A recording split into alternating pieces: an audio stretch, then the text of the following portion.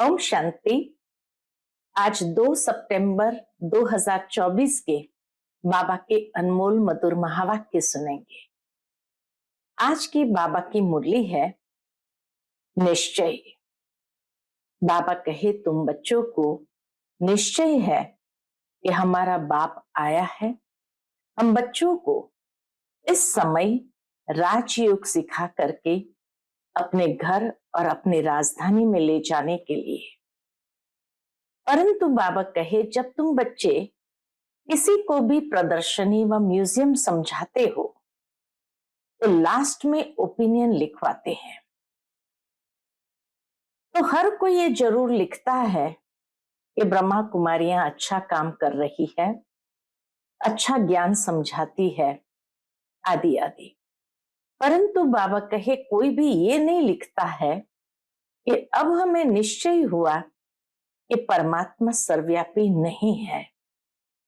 गीता का भगवान परमात्मा है, ये कोई भी नहीं लिखता है। यह पतित पावनी गंगा नहीं, लेकिन पतित पावन परमात्मा आकर के इस वक्त पावन बना रहे हैं।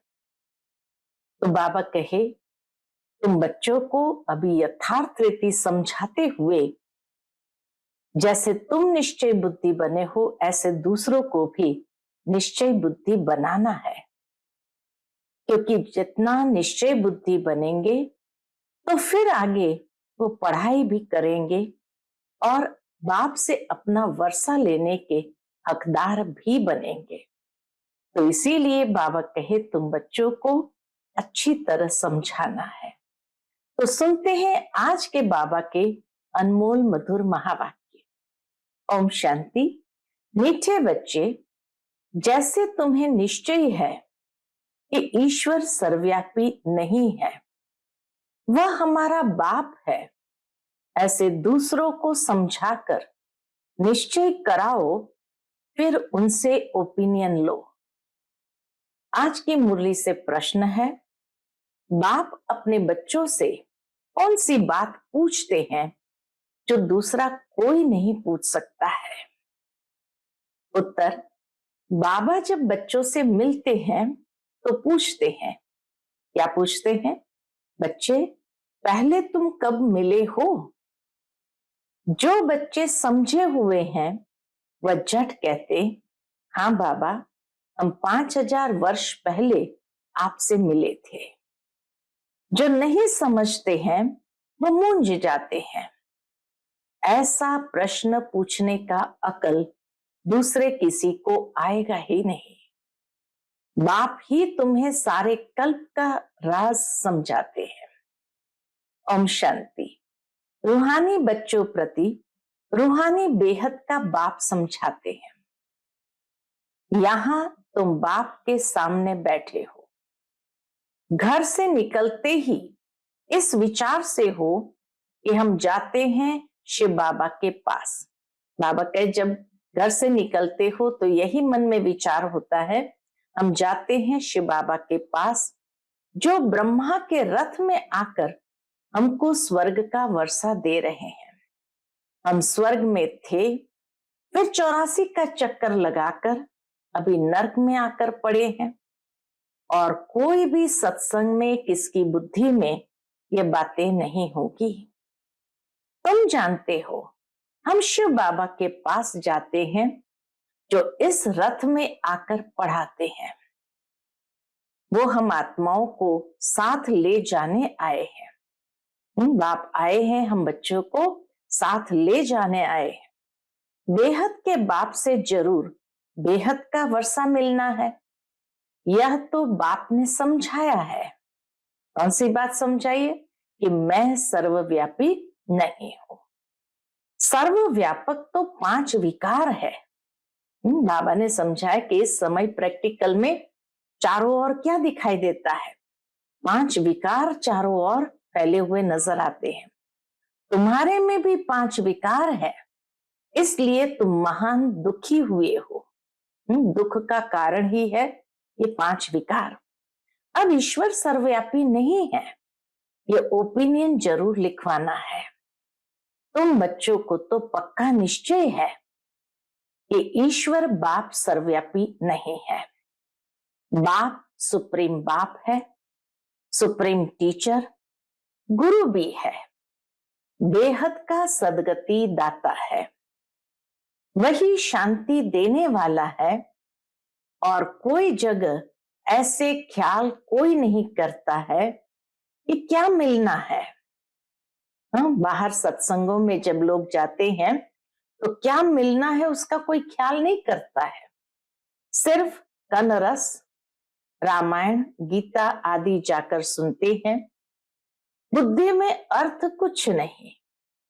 आगे हम परमात्मा सर्वव्यापी कहते थे, अब बाप समझाते हैं ये तो झूठ है, बड़ी ग्लानि की बात है। तो ये ओपिनियन भी बहुत जरूरी है। बाबा कहे बड़ों से ये ओपिनियन लिखवाना भी बहुत जरूरी है।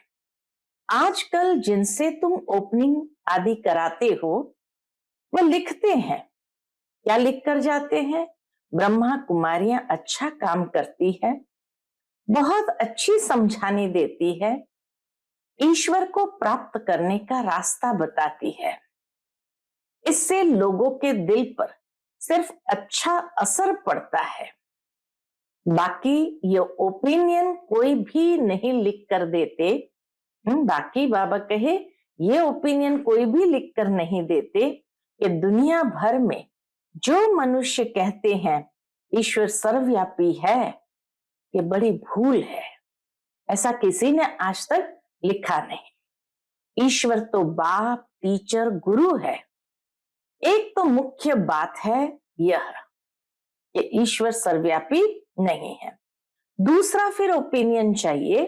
कौन सी बात का ओपिनियन लिखवाना है कि इस समझाने से हम समझते हैं गीता का भगवान श्री कृष्ण नहीं है।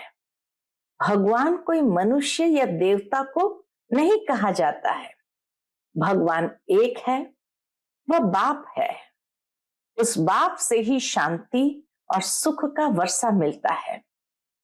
ऐसी ऐसी ओपिनियन लेना है। हम बाबा कहे जो आज एक गलतफहमी समाज में फैली हुई है, उस बात को करेक्ट करने वाली ओपिनियन हमें सबसे लेना है। अभी जो तुम ओपिनियन लेते हो वो कोई काम की नहीं है। अच्छा कार्य कर रहे हैं ये तो हर कोई देखता है।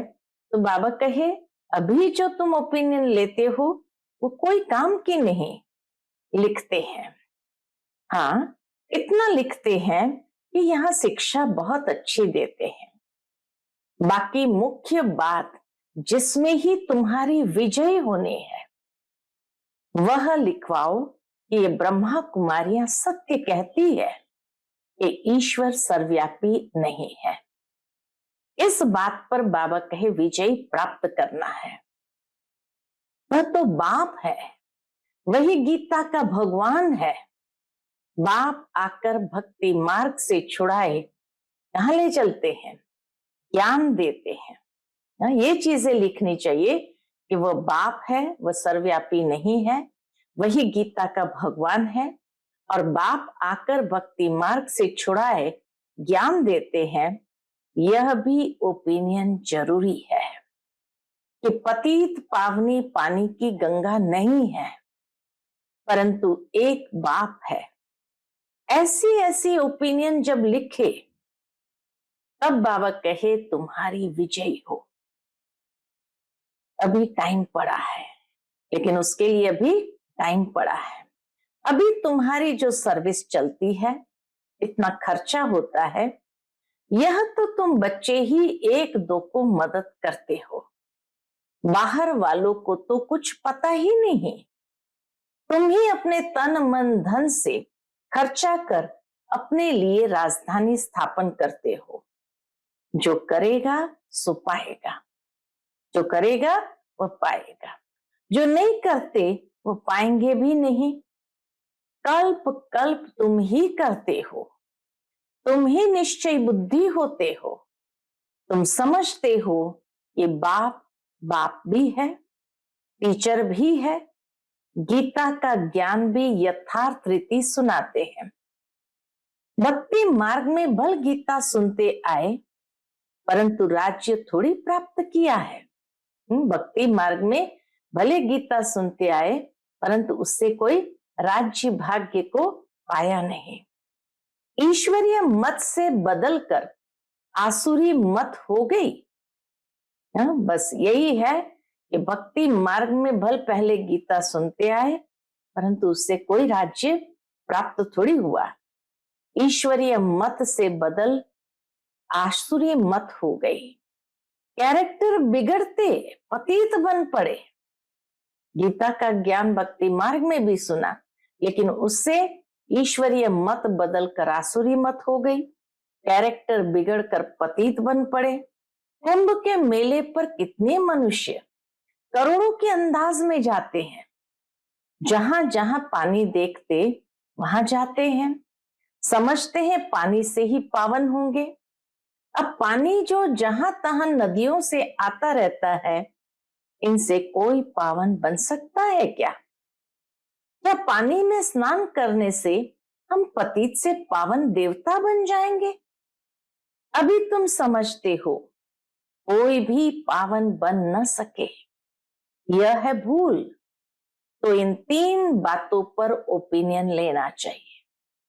पहला, ईश्वर सर्वव्यापी नहीं है।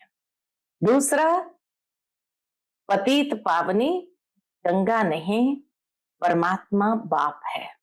और तीसरा, गीता का भगवान परमात्मा है। तो बाबा कहे तो इन 3 बातों पर ओपिनियन लेनी चाहिए। अभी सिर्फ कहते हैं संस्था अच्छी है, तो बहुतों के अंदर जो भ्रांतियां भरी हुई है कि ब्रह्मा कुमारियों में जादू है, भगाती है, वह ख्यालात दूर हो जाते हैं। बाबा कहे अगर ये बातें सिद्ध हो गई तो जो अंदर में भ्रांतियां हैं वह सब निकल जाए कि ब्रह्मा कुमारियां जादू करती है, भगाती है।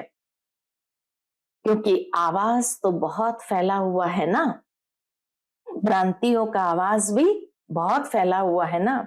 विलायत तक ये आवाज गया था। इनको 16,108 रानियां चाहिए, उनसे 400 मिल गई है, क्योंकि उस समय सत्संग में 400 आते थे। बहुतों ने विरोध किया, पिकेटिंग आदि भी करते थे, परंतु बाप के आगे तो कोई की चल न सके। सब कहते थे ये जादूगर, फिर कहां से आया? फिर वंडर देखो, बाबा तो कराची में था, आप ही सारा झुंड आपस में मिलकर भाग आया। कोई को पता नहीं पड़ा कि हमारे घर से कैसे भागे। यह भी ख्याल नहीं किया इतने सब कहां जाकर रहेंगे। ये भी ख्याल नहीं आया इतने सारे कहां जाकर रहेंगे। फिर फट से बंगला ले लिया तो जादू की बात हो गई ना। अभी भी कहते रहते हैं ये जादूगरनी है। ब्रह्मा कुमारियों के पास जाएंगे तो फिर लौटेंगे नहीं। ये स्त्री पुरुष को भाई बहन बनाती है, फिर कितने तो आते ही नहीं है। अभी तुम्हारी प्रदर्शनी आदि देखकर वह जो बातें बुद्धि में बैठी हुई है वह दूर होती है। प्रदर्शनी में आते हैं, समझते हैं, तो जो भ्रांतियां बैठी हुई है वो दूर होती है। बाकी बाबा जो ओपिनियन चाहते हैं वो कोई नहीं लिखते। बाबा को वह ओपिनियन चाहिए, यह लिखे कि गीता का भगवान श्री कृष्ण नहीं है। सारी दुनिया समझती है श्री कृष्ण भगवान वाच, परंतु श्री कृष्ण तो पूरे 84 जन्म लेते हैं। शिव बाबा है पुनर्जन्म रहित। तो इसमें बहुतों की ओपिनियन चाहिए, ऐसी बातों की ओपिनियन चाहिए। गीता सुनने वाले तो ढेर के ढेर है। फिर देखेंगे यह तो अखबार में भी निकल पड़ा है कि गीता का भगवान परमपिता परमात्मा शिव है। वही बाप, टीचर, सर्व का सदगति दाता है। शांति और सुख का वर्षा सिर्फ उनसे मिलता है। बाकी अभी तुम मेहनत करते हो, उद्घाटन कराते हो, सिर्फ मनुष्य की भ्रांतियां दूर होती है, समझानी अच्छी मिलती है। बाकी बाबा जैसे कहते हैं वो ओपिनियन लिखे, बाबा जैसे कहते वैसा कोई ओपिनियन लिखे। मुख्य ओपिनियन है यह, बाकी सिर्फ राय देते हैं। ये संस्था बहुत अच्छी है। इससे क्या होगा? राय दे दिया, उससे क्या होगा? हाँ, आगे चल जब विनाश और स्थापना नजदीक होगी तो तुमको ये ओपिनियन भी मिलेंगे। आगे चल करके बाबा कहे ये ओपिनियन भी मिलेंगे, समझ कर लिखेंगे। अभी तुम्हारे पास आने तो लगे हैं ना, अभी तुमको ज्ञान मिला है। एक बाप के बच्चे हम सब भाई भाई है। ये किसी को भी समझाना तो बहुत सहज है। सब आत्माओं का बाप एक सुप्रीम बाबा है। उनसे जरूर सुप्रीम बेहद का पद भी मिलना चाहिए। 5000 वर्ष पहले तुमको मिला था। वो लोग कलयुग की आयु लाखों वर्ष कह देते हैं, तुम 5000 वर्ष कहते हो। कितना फर्क है। बाप समझाते हैं 5000 वर्ष पहले विश्व में शांति थी। यह एम ऑब्जेक्ट सामने खड़ी है। इनके राज्य में विश्व में शांति थी। यह राजधानी हम फिर स्थापन कर रहे हैं। सारे विश्व में सुख शांति थी, कोई दुख का नाम नहीं था। अभी तो अपार दुख है। हम ये सुख शांति का राज्य स्थापन कर रहे हैं अपने ही तन मन धन से गुप्त रीति। बाप भी गुप्त है, नॉलेज भी गुप्त है, तुम्हारा पुरुषार्थ भी गुप्त है। इसलिए बाबा गीत कविताएं आदि भी पसंद नहीं करते हैं। वह है भक्ति मार्ग। यहां तो चुप रहना है, शांति से चलते फिरते बाप को याद करना है और सृष्टि चक्र बुद्धि में फिराना है। अभी हमारा ये अंतिम जन्म है पुरानी दुनिया में, फिर हम नई दुनिया में पहला जन्म लेंगे। आत्मा पवित्र जरूर चाहिए, आत्मा पवित्र जरूर चाहिए। अभी तो सब आत्माएं पतित है। तुम आत्मा को पवित्र बनाने के लिए बाप से योग लगाते हो। बाबा के साथ जितना योग होगा आत्मा पवित्र बनती जाएगी। बाप खुद कहते हैं, बच्चे देह सहित देह के सब संबंध छोड़ो। बाप नई दुनिया तैयार कर रहे हैं, उनको याद करो तो तुम्हारे पाप कट जाए। अरे बाप जो तुमको विश्व की बादशाही देते हैं, ऐसे बाप को तुम भूल कैसे जाते हो? वह कहते, बच्चे यह अंतिम जन्म सिर्फ पवित्र बनो। बाबा कहते, बच्चे यह अंतिम जन्म सिर्फ पवित्र बनो। अब इस मृत्यु लोक का विनाश सामने खड़ा है। यह विनाश भी हूबहू 5000 वर्ष पहले ऐसे ही हुआ था। यह तो स्मृति में आता है ना। अपना राज्य था तो दूसरा कोई धर्म नहीं था। बाबा के पास कोई भी आता है तो उससे पूछता हूं। बाबा के पास कोई भी आते थे तो बाबा उनसे पूछते थे, आगे कब मिले हो? कोई तो जो समझे हुए हैं वह झट कह देते 5000 वर्ष पहले। कोई नए आते हैं तो मूंझ पड़ते हैं। बाबा समझ जाते हैं कि ब्राह्मणी ने समझाया नहीं है। फिर कहता हूं सोचो तो स्मृति आती है। यह बात और तो कोई भी पूछ ना सके, पूछने का अकल आएगा ही नहीं। वह क्या जाने इन बातों से। आगे चलकर तुम्हारे पास बहुत आकर सुनेंगे जो इस कुल के होंगे। दुनिया बदलनी तो जरूर है, चक्र का राज तो समझा दिया है, अब नई दुनिया में जाना है। इस पुरानी दुनिया को भूल जाओ। बाप नया मकान बनाते हैं तो बुद्धि उसमें चली जाती है। पुराने मकान में फिर ममत्व नहीं रहता है। यह फिर है बेहद की बात। बाप नई दुनिया स्वर्ग स्थापन कर रहे हैं, इसलिए अब इस पुरानी दुनिया को देखते हुए भी नहीं देखो। ममत्व नई दुनिया में रहे, इस पुरानी दुनिया से वैराग्य। वह तो हठयोग से हद का संन्यास कर जंगल में जाकर बैठते हैं। तुम्हारा तो है सारी पुरानी दुनिया से वैराग, इसमें तो अथाह दुख है।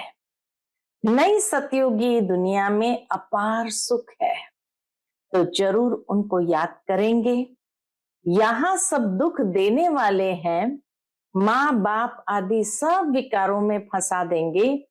बाप कहते हैं काम महाशत्रु है, उनको जीतने से ही तुम जगत जीत बनेंगे। ये राजयोग बाप सिखलाते हैं, जिससे हम ये पद पाते हैं। बोलो, हमको स्वप्न में भगवान कहते हैं पावन बनूं तो स्वर्ग की राजाई मिलेगी। तो अब मैं एक जन्म अपवित्र बन अपनी राजाएं गंवाऊंगी थोड़ी। बाबा कहे ऐसे कहो, तो अब मैं एक जन्म अपवित्र बन अपनी राजाएं गंवाऊंगी थोड़ी। इस पवित्रता की बात पर ही झगड़ा चलता है। द्रौपदी ने भी पुकारा है, ये दुशासन हमको नंगन करते हैं। यह भी खेल दिखाते हैं। द्रौपदी को श्री कृष्ण 21 साड़ियां देते हैं। अब बाप बैठ समझाते हैं, इतनी दुर्गति हो गई है। 21 साड़ियां यानी 21 जन्म समृद्ध कर देते हैं। अपार दुख है ना। सतयुग में अपार सुख था, अब मैं आया हूं अनेक अधर्म का विनाश और एक सत धर्म की स्थापना करने। तुमको राज्य भाग्य देकर वानप्रस्थ में चले जाएंगे। आधा कल्प फिर मेरी दरकार ही नहीं पड़ेगी, तुम कभी याद भी नहीं करेंगे। आधा कल्प के लिए बाबा कहे तुम कभी याद भी नहीं करेंगे। तो बाबा समझाते हैं, तुम्हारे लिए जो सबके मन में उल्टा वाइब्रेशन है वह निकलकर ठीक हो रहा है। बाबा कहे अब सबके मन में वह ठीक हो रहा है। बाकी मुख्य बात है, ओपिनियन लिखा लो इस बात का, ईश्वर सर्वव्यापी नहीं है। उसने तो आकर राजयोग सिखाया है। पतित पावन भी बाप है, पानी की नदियां थोड़ी पावन बना सकेंगी। पानी तो सब जगह होता है। अब बेहद का बाप कहते हैं, अपने को आत्मा समझो, देह सहित देह के सब संबंध छोड़ो। आत्मा ही एक शरीर छोड़ दूसरा लेती है। वह फिर कह देते आत्मा निर्लेप है। आत्मा सो परमात्मा, यह है भक्ति मार्ग की बातें। बच्चे कहते हैं बाबा याद कैसे करें। बच्चे कहते हैं बाबा को, बाबा याद कैसे करें। अरे अपने को आत्मा समझते हो ना। आत्मा कितनी छोटी बिंदी है, तो उनका बाप भी इतना छोटा होगा। वह पुनर्जन्म में नहीं आता है। यह बुद्धि में ज्ञान है। बाप याद क्यों नहीं आएगा। चलते फिरते बाप को याद करो।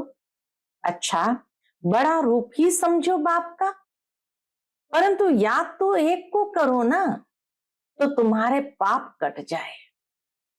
और तो कोई उपाय है नहीं। जो समझते हैं वह कहते हैं बाबा आपकी याद से हम पावन बन पावन दुनिया विश्व के मालिक बनते हैं, तो हम क्यों नहीं याद करेंगे। एक दो को भी याद दिलाना है तो पाप कट जाए। बाबा के एक दो को याद दिलाना है ताकि पाप कट जाए। अच्छा मीठे मीठे सिक्किलधे बच्चों प्रति माता पिता बाप दादा का याद प्यार। Good morning. रूहानी बाप की रूहानी बच्चों को नमस्ते। हम सब रूहानी बच्चों की रूहानी माता पिता बाप दादा को याद प्यार, गुड मॉर्निंग और नमस्ते नमस्ते। शुक्रिया बाबा, शुक्रिया। आज की मुरली से धारणा के लिए मुख्य सार है। पहली पॉइंट, जैसे बाप और नॉलेज गुप्त है, ऐसे पुरुषार्थ भी गुप्त करना है। गीत कविताओं आदि के बजाय चुप रहना अच्छा है। शांति में चलते फिरते बाप को याद करना है। दूसरी पॉइंट, पुरानी दुनिया बदल रही है, इसलिए इससे ममत्व निकाल देना है। इसे देखते हुए भी नहीं देखना है, बुद्धि नई दुनिया में लगानी है। आज का बाप दादा का मधुर वरदान हम बच्चों के प्रति है, ब्राह्मण जन्म की विशेषता को नेचुरल नेचर बनाने वाले सहज पुरुषार्थी भव। ब्राह्मण जन्म की विशेषता को नेचुरल नेचर बनाने वाले सहज पुरुषार्थी भव। ब्राह्मण जन्म भी विशेष, ब्राह्मण धर्म और कर्म भी विशेष, अर्थात सर्वश्रेष्ठ। क्योंकि ब्राह्मण कर्म में फॉलो साकार ब्रह्मा बाप को करते हैं, तो ब्राह्मणों की नेचर ही विशेष नेचर है। साधारण व मायावी नेचर ब्राह्मणों की नेचर नहीं। सिर्फ यही स्मृति स्वरूप में रहे कि मैं विशेष आत्मा हूं। यह नेचर जब नेचुरल हो जाएगी, तब बाप समान बनना सहज अनुभव करेंगे। स्मृति स्वरूप सुसमर्थी स्वरूप बन जाएंगे। यही सहज पुरुषार्थ है। आज का स्लोगन है, पवित्रता और शांति की लाइट चारों ओर फैलाने वाले ही लाइट हाउस है। पवित्रता और शांति की लाइट चारों ओर फैलाने वाले ही लाइट हाउस है। अच्छा, ओम शांति।